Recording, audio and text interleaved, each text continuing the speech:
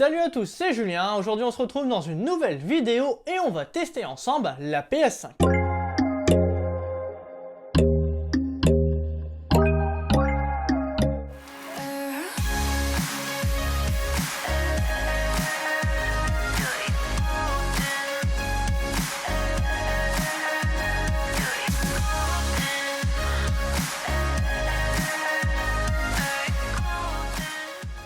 Après 3-4 mois de test de cette console, il est maintenant l'heure de vous donner mon avis sur celle-ci. Si vous n'aviez pas vu la vidéo déballage, c'est que vous n'êtes pas encore abonné, donc pensez à vous abonner, à activer le bouton cloche également. Mais si vous ne l'avez pas vu, je vous mets de toute façon en description de la vidéo 2 vidéos unboxing de cette PS5. Et d'ailleurs, j'avais un coup de gueule à faire, j'en ai parlé du coup dans ma dernière vidéo de déballage de PS5. Comme je vous dis, je vous mets le lien en description de la vidéo, mais de toute façon, je vais vous en parler très rapidement en cette fin de vidéo. Pour info, j'ai acheté la version classique, donc c'est-à-dire avec le lecteur de disque qui est à 499 €. Pourquoi j'ai choisi celle-ci? Parce qu'elle reviendra moins cher dans le temps et surtout si je prenais la version digitale, je pouvais pas mettre de CD dedans et d'ailleurs il faut une bonne connexion internet pour avoir du coup la version digitale et c'est pas mon cas. Je vous explique pourquoi c'est plus intéressant de prendre une version plus chère parce qu'elle va mieux se rentabiliser dans le temps. En effet, lors de la sortie d'un jeu, vous allez payer des fois pour un prix de lancement 10 à 20 € moins cher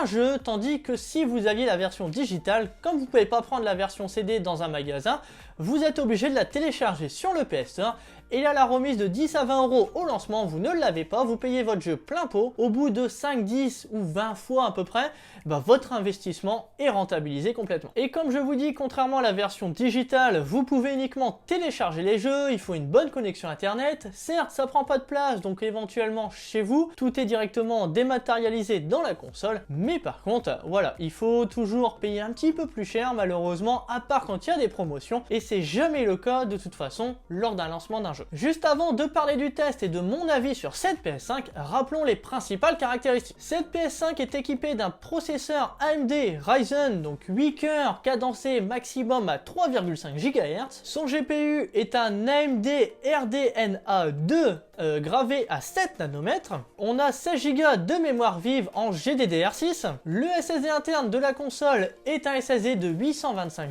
Go avec une vitesse de transfert de 5,5 Go par seconde. La console prend en charge le HDR10. On a sur la version classique avec lecteur CD un lecteur optique 4K et on peut monter en résolution maximale à en 8K. Sur le côté image, elle a un rafraîchissement d'image maximal en 4K 120 images secondes et elle est équipée également du Wi-Fi 6. Et pour jouer à tout ça, on est équipé d'une manette, la DualSense, qui est équipée des retours haptiques, notamment sur les gâchettes et avec les vibrations. Assez parlé, c'est parti maintenant pour vous donner mon avis sur cette console. Sur le côté esthétique, cette PS5 est vraiment très jolie, elle sort de l'ordinaire vraiment avec son design qui est très particulier, très futuriste, mais pour ma part, j'adore énormément. Avec ces grands panneaux blancs de chaque côté, on remarque qu'il y a vraiment un détail qui a été poussé de la part de Sony. On va retrouver les logos de PlayStation, donc c'est-à-dire le croix, le carré, le rond, le triangle en tout petit sur tout le panneau de coup de chaque côté de cette console. Ces panneaux blancs permettent du coup d'assurer également une bonne ventilation, de cacher les entrailles un petit peu de la console, mais ces panneaux peuvent être retirés par exemple. Ces panneaux blancs, comme je vous dis, on peut les retirer, du coup j'ai pas encore eu l'occasion de le faire parce que j'ai pas eu besoin encore de la nettoyer, de retirer les poussières qui peuvent s'accumuler juste derrière, ni même besoin encore pour ma part de rajouter un SSD M2. De toute façon, Sony n'a pas encore autorisé l'ajout du SSD. Concernant la manette, la DualSense, celle-ci a également droit au logo carré, croix, tronc, triangle justement sous la manette. Ça permet d'avoir un bon grip également. Cette manette est vraiment imposante, elle est très grosse. D'ailleurs, ça permet d'avoir quand même une bonne prise en main. D'ailleurs, quand je reprends une manette de PS4 ou même d'Xbox One, je sens que la manette est vraiment tout petite comparée à celle-ci où je m'y suis habitué pendant plusieurs mois. Cette manette pourra être rechargée du coup par le port USB-C que l'on a juste sur le haut. C'est fini du coup le micro USB que l'on avait sur la manette de PS4 qui était vieillissant, qui avait du mal du coup à recharger, à bien maintenir. Maintenant c'est beaucoup plus costaud. Pour parler de l'autonomie de cette manette, elle tiendra très bien la charge, malgré bien sûr toutes les vibrations, les fioritures qu'elle peut proposer comme le haut-parleur qu'on a en plein milieu pour avoir le son. elle tiendra quand même relativement bien pendant les longues sessions de jeu. Pour continuer à parler de la manette mais sur le côté un peu plus technique, je vais y revenir un peu plus tard dans une autre catégorie. Sur le côté architecture, Sony a vraiment tout pensé avec ces deux grands panneaux blancs. Ça permet du coup, comme je vous ai dit, une ventilation qui est beaucoup plus importante, un refroidissement de la console. De chaque côté de la console, derrière les panneaux, on retrouve deux ventilateurs qui sont quand même relativement silencieux pour ma part et qui permettent de refroidir l'intérieur de la console où on a la plus grosse concentration de chaleur. Sur le côté chaleur, celle-ci est bien dispersée, on ressent pas une accumulation de chaleur à un endroit particulier, même pendant les grosses sessions jeu ou alors les performances sont vraiment poussées au maximum, il n'y a aucun souci pour ça. Pour le moment, je trouve que la chaleur est quand même très correcte, on n'a pas encore beaucoup de poussière à l'intérieur, donc j'espère qu'avec le temps et les poussières accumulées, elle ne va pas chauffer beaucoup plus. Le point le plus chaud que j'ai pu relever, c'est directement à l'arrière, au niveau de l'alimentation, donc c'est assez logique justement puisqu'il y a l'arrivée d'énergie qui se passe sur celle-ci mais plutôt du coup à l'arrière, c'est pas gênant du tout et encore c'est correct. Pour le côté bruit, je la trouve relativement silencieuse malgré sa taille imposante, on pourrait croire qu'il y a des ventilos qui tournent énormément, elle est vraiment très silencieuse, il n'y a aucun souci pour ça. On a vu lors du lancement de la PS5 qu'elle était vendue du coup avec trois types de ventilateurs qu'on pouvait retrouver sur celle-ci. Malheureusement au moment de l'achat, il est impossible de savoir quel type de ventilateur est installé dessus et éventuellement du coup savoir si vous allez avoir un modèle plus ou moins silencieux au niveau du ventilateur. Pour ma part, je dois avoir de la chance que ce soit sur ma première version ou même ma deuxième version, elle fait relativement peu de bruit au niveau du ventilateur.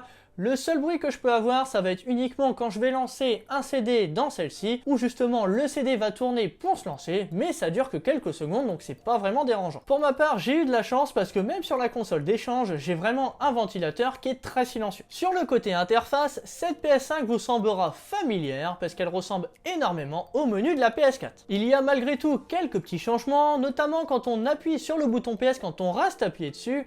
Sur la PS4, ça permettait d'afficher un sous-menu pour fermer le jeu. Maintenant, ça vous restez appuyé, ça vous permet de revenir au menu principal comme j'ai là derrière. Mais par contre, si vous faites justement un seul appui, ça vous permet d'avoir des raccourcis, par exemple des suggestions pour rejoindre une partie éventuelle d'amis, pour avoir des trophées les plus faciles à débloquer par exemple où vous êtes dans le jeu. Sur la partie haute de la console, on retrouvera la catégorie jeu et également la catégorie contenu multimédia. Dans celle-ci, on va retrouver principalement les services de streaming, c'est-à-dire comme Netflix, comme Disney+, etc. Sur la partie haute, on retrouvera du coup l'accès à la recherche, également aussi à notre profil pour pouvoir passer en ligne ou hors ligne, accéder aux réglages, accéder également à l'heure, etc. Seul petit bémol que je trouve comparé à la PS4, c'est pour fermer un jeu. Sur la PS4, j'étais habitué à rester appuyé sur le bouton PS et de fermer le jeu une fois que le menu s'ouvre.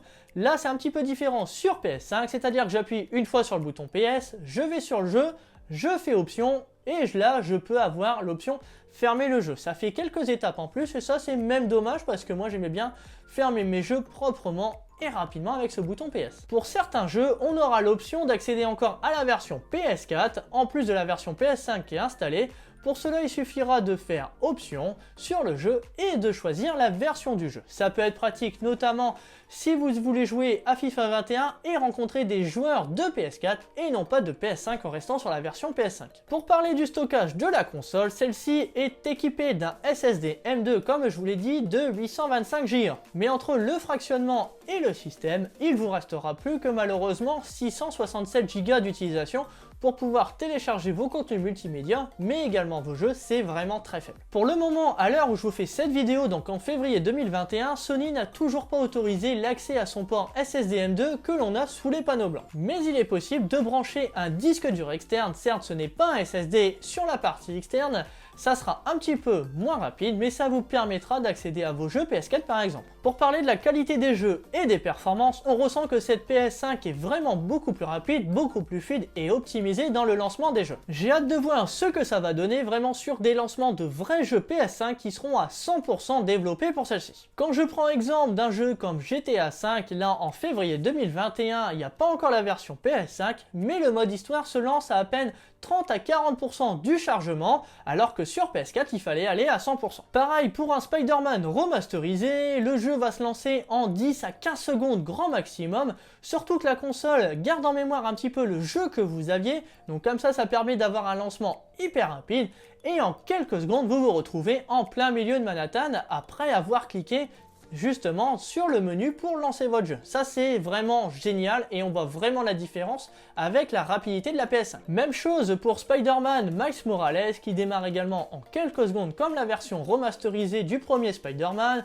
En quelques secondes on se retrouve au milieu de New York. Pareil pour les voyages rapides dans le jeu si vous avez le jeu. En un instant, en un clin d'œil, ça se fait, vous êtes téléporté à l'endroit où vous souhaitez. C'est vraiment très agréable de n'avoir aucun temps de chargement. Seul Fortnite est un petit peu moins rapide je trouve, sauf pour lancer le jeu. On arrive très rapidement au menu pour lancer, pour appuyer sur le bouton, pour déclencher le chargement du jeu. Par contre, une fois déclenché, ça doit reposer peut-être un petit peu sur la connexion internet, mais il met quand même beaucoup plus de secondes finalement qu'une PS4, enfin c'est très peu le décalage pour pouvoir lancer éventuellement le mode Battle Royale. Sur le côté graphisme de la PS5 comparé à la PS4, je vois vraiment très peu de différence, si ce n'est un peu plus de fluidité par exemple pour poser des constructions ou faire des edits. Pour parler de la qualité visuelle, malgré que ma télévision ne soit pas une télévision en 4K avec une grande taille, on sent quand même une petite différence. Certes, ça sera beaucoup plus marqué quand j'aurai une télévision plus haut de gamme et qui sera compatible avec la PS5. On ressent notamment quand on joue à Spider-Man Miles Morales le mode performance RT, donc Ray Tracing, qui permet d'ajouter du coup beaucoup plus de détails à l'image, des ombres, etc. Le Ray Tracing est intéressant, mais je trouve quand même qu'on manque un petit peu de détails, donc ça c'est peut-être encore en raison de ma télé, mais par exemple les reflets dans une flaque d'eau pour avoir le côté Ray Tracing, donc le reflet justement des ombres, n'est pas encore assez poussé totalement. Le jeu Astro Playroom qui est déjà préinstallé quand vous allez démarrer votre PS5 est vraiment intéressant de le faire. Certes, on ressent pas une grosse qualité visuelle, mais surtout une différence c'est au niveau de la manette. C'est là que vous allez ressentir toutes les capacités, toutes les performances de la manette, que ce soit justement la gâchette qui est un petit peu plus dure, quand vous faites du tir à l'arc, des choses comme ça. C'est vraiment intéressant pour savoir ce que propose cette manette vraiment à 100%. Comme je vous dis, j'ai vraiment hâte de pouvoir tester cette PS5 avec une télé qui est beaucoup plus haut de gamme, perfect for PlayStation justement, qui permettra de monter à 100-120 images par seconde, éventuellement en 4K, j'ai vraiment hâte d'en profiter à 100%. Et à ce moment-là, je pourrais vous donner mon avis complet sur cette PS5, notamment avec le mode HDR que je n'ai pas sur celle-ci. Donc là, ça servira à rien que je vous en parle dans cette vidéo. Concernant la partie audio de cette PS5, j'ai commencé à la tester du coup avec un casque entrée de gamme à une trentaine d'euros que j'utilisais déjà sur la PS4. On ressent quand même déjà une différence, mais depuis que j'ai reçu le nouveau casque qui est compatible justement avec cette PS5, je ressens une qualité qui est vraiment supérieure comparée à un casque entrée de gamme. Mais je ressens pas encore totalement de différence avec le son 3D parce qu'il y a des jeux comme Fortnite qui ne l'ont pas encore totalement autorisé dans les paramètres. De toute façon, je vous ferai une vidéo complète test de ce casque dans les prochaines semaines, dans les prochains mois. Mais sans jouer avec le casque, on ressent quand même une acoustique qui est vraiment intéressante. Ce n'est pas forcément avec la télévision, mais c'est avec le haut-parleur que l'on a intégré sur la manette. Quand vous jouez à Spider-Man par exemple, on ressent le souffle justement du déplacement entre les immeubles, ou même encore sur GTA. Par exemple, quand votre téléphone sonne dans le jeu, vous avez du coup la sonnerie qui est directement intégrée à cette manette, même aussi l'interlocuteur qui vous parle à l'intérieur, tout sort directement par le haut-parleur de la manette, ça permet d'ajouter un petit ressenti un peu plus sympa, comme si vous étiez en haut-parleur avec votre téléphone personnel. Pour ceux n'ayant pas encore de casque micro pour leur PS5, pas d'inquiétude, cette manette est du coup équipée d'un micro et d'un haut-parleur comme je viens de vous dire. Si vous voulez pas être entendu par exemple lors d'une session sur Fortnite ou des choses comme ça, vous pouvez désactiver le micro en appuyant sur le bouton justement qui est sur la manette. Voilà du coup pour vous parler principalement donc de la qualité graphique, des performances, de l'audio, etc. Maintenant je vous donne mon avis, mon ressenti personnel que j'ai sur cette console après du coup les 3-4 mois d'utilisation. Pour vous donner du coup mon avis, cette console qui est sortie en novembre 2020 comporte encore énormément de bugs qui ne sont pas résolus par des mises à jour logicielles. Je prends l'exemple à l'heure où je tourne cette vidéo, donc on est à la mi-février, elle sortira peut-être en mars. Pour le moment, Sony n'a toujours pas corrigé un bug justement sur la sortie du mode repos. C'est-à-dire par exemple, je laisse ma console une nuit télécharger un jeu en mode repos. Celle-ci va télécharger le jeu, mais par contre, au moment de redémarrer la console, celle-ci reste du coup, elle s'allume, il n'y a aucun souci, mais par contre, j'ai pas d'image. Donc elle est bien détectée, la source est bien détectée, il n'y a rien qui s'affiche, j'ai le son du jeu, mais pas l'image. Du coup, je suis obligé de rester appuyé 3-4 secondes sur le bouton d'allumage pour faire un petit reset. Bon, c'est pas un reset qui est méchant, mais normalement, en redémarrant la console, on devrait avoir du son de l'image à la sortie du mode repos. Pareil, un autre bug que j'ai depuis la sortie de la PS5, c'est une chose qu'on faisait, vérifier les mises à jour d'un jeu. On le faisait sur PS4 justement, sur PS5 on peut faire pareil, mais on a un méchant bug justement qui empêche de rechercher une mise à jour volontairement pour l'accélérer justement en vérifiant les mises à jour. On a un petit message d'erreur qui s'affiche comme quoi il est impossible de rechercher la mise à jour. La solution, c'est de laisser la console tourner pendant 5-10 minutes et puis finalement, cette mise à jour va apparaître. Et par moment, on a toujours des crashs sur les jeux, donc là, on a des crashs où le jeu justement va se fermer, il y a une erreur, on peut envoyer le rapport et vous relancez le jeu, c'est reparti.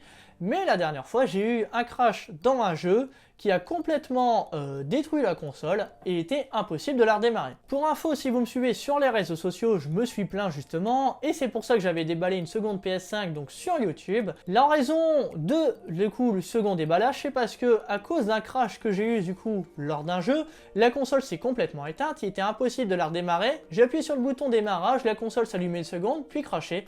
Elle ne voulait plus s'allumer. C'est un bug qui est connu chez Sony, mais pour le moment ils l'ont toujours pas corrigé. Pour le moment, j'ai de la chance, ça m'est pas encore arrivé sur cette console, mis à part des crashs dans des jeux, donc ça j'envoie les rapports, c'est pas un souci. Mais pour là, la raison pourquoi justement j'ai eu un échange de console, j'ai déballé une nouvelle PS5. D'ailleurs, Sony n'a fait que 2-3 mises à jour en l'espace du coup de 3-4 mois, c'est vraiment très peu, sachant qu'on a encore tous ces bugs que je viens de vous évoquer. Beaucoup se plaignent du bruit du ventilateur de cette PS5. Pour ma part, j'ai beaucoup joué ces dernières semaines, ces derniers mois, et j'ai aucun souci avec le ventilateur.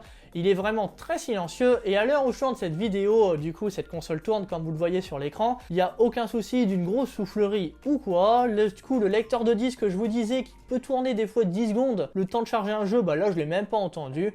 Il est vraiment très discret, ça gêne en aucun cas. C'est pas comme une PS4 que je pourrais laisser tourner, on va avoir vraiment un bruit de compresseur énorme où ça va être vraiment très bruyant. Comme je vous dis, le seul bruit que j'entends, c'est éventuellement le lecteur de disque quand je lance un jeu. Donc par exemple, sur un jeu comme GTA V, je vais le lancer, ça va faire le bruit pendant 10 secondes, 15 secondes, grand maximum. Après, ça va se calmer. Mais ça peut revenir aussi dans la session de jeu, ça va peut-être le refaire pendant 10 secondes, une ou deux fois.